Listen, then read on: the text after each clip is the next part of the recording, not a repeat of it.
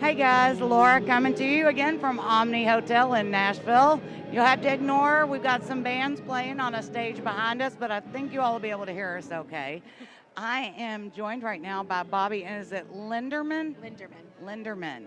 Uh, okay, I'll admit I didn't know much about you That's okay. until, Who does? but that's a good thing. I mean, it turns out to be a good thing. This story has a happy ending.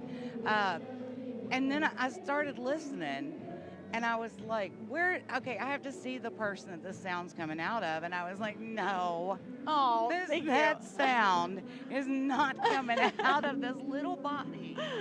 I was crazy That listening means to a lot to that. me. Thank you. And the current single, which is your debut single, is Remember All the Nights. Yes. Which, your vocal performance in that, oh my gosh. Okay, so that song is the hardest song I've ever had to sing. It's like, it's legitimately a workout. Like, when I have to sing it, my abs hurt the next day. Like, and like my chest hurts because it pushed me to a whole nother level of vocally. Yeah. Like, it's not comfortable for me, but I can sing it now, but. I mean, it's amazing. And look, apparently, we got a little fun here. I've got one of my hairs.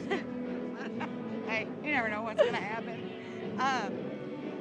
Georgia's hometown, home for you. It is. Are it you is home. still in Georgia, No. or you're here in Nashville I am here now? full time. I've been here for 5 years. Oh, okay, so not a new. Yeah, I actually live walking distance to here, but Because you came with nothing. nothing, right? Literally No nothing. How did you know friends? that? Wow.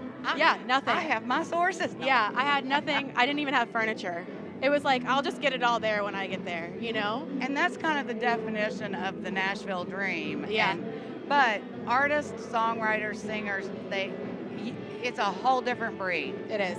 Where somebody who doesn't have that type of dream would be a little bit more scared to come and do that. Yeah. And gosh, with a voice like yours, I think you'd pick it up anywhere. Yeah, So. it's definitely not for the lighthearted. I mean, it can be, and you can learn to grow to it, but it's Right.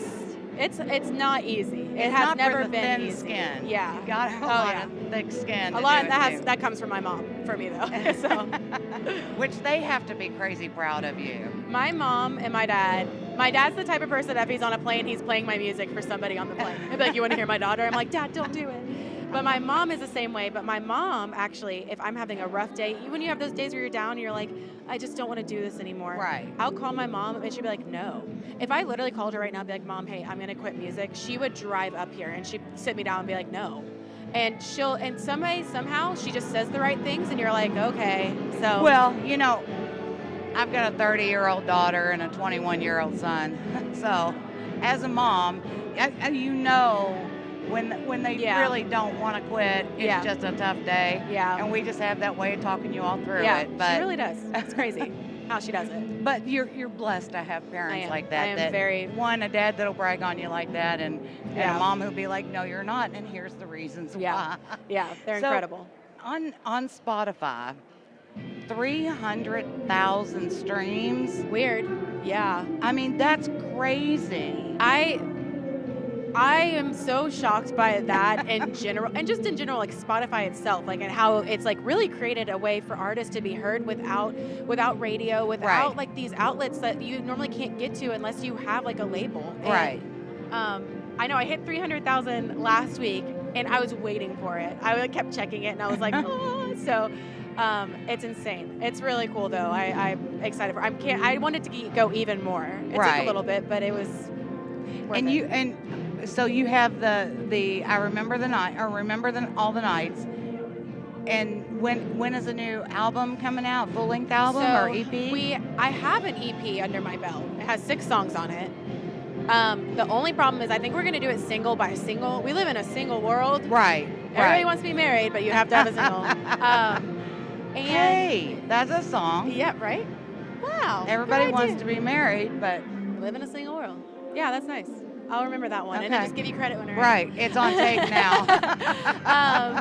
But I have a few songs. I want to release another one this year, but I mean, like, I have to, like, I want to.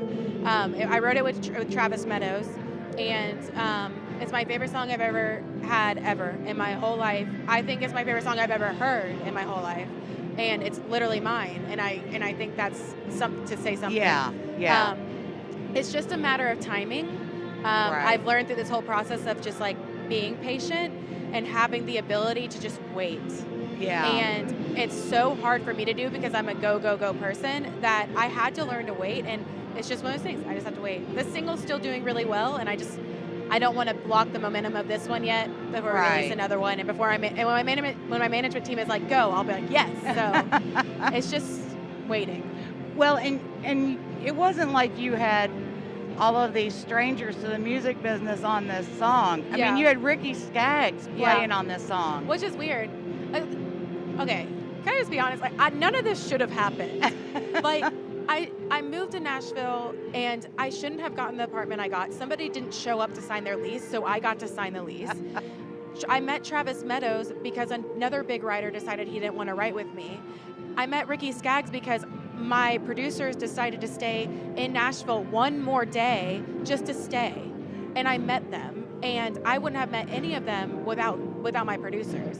So it's like everything that went wrong, but happened to be the best thing that happened for me. So Ricky Skaggs has been incredible. I could text him and be like, Ricky, like, I hope you're doing well. Like, this is what's going on in the industry. And he will write me this, like, novel of, like, inspiration and be like, just keep going. Like, you know who you are. You know that Christ loves you. Like, it is just like, how? Well, and Ricky, being a Kentucky boy, there's a house in the Highlands area close to downtown Louisville that they all got all the bluegrass players or any of the players that came through and didn't have anywhere to stay.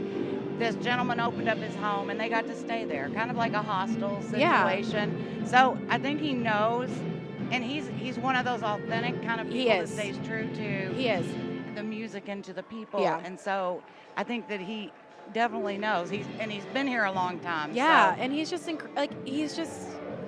I love seeing successful people be so genuine. Yeah. You know, and there's such a genuine like thing about him that just you're drawn to his kindness and you want to be like him. Right. And that's my biggest thing is like if you're a good person, if you're kind, if you're like doing what you're supposed to be doing and called to do, there's nothing that's going to stop you. And he was definitely that stepping stone of me being like, okay, I'm here for the right reasons. Right. And I mean, he's incredible. Well, I'm glad all of those things that shouldn't have happened did happen. I am too. Because the other thing, okay, you cover two songs that are my favorites.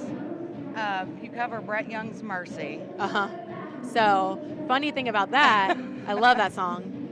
One of my favorite writers of all time, Sean McConnell, wrote it. It helped write it. Yeah. Co-wrote it. Maybe wrote it. I don't know.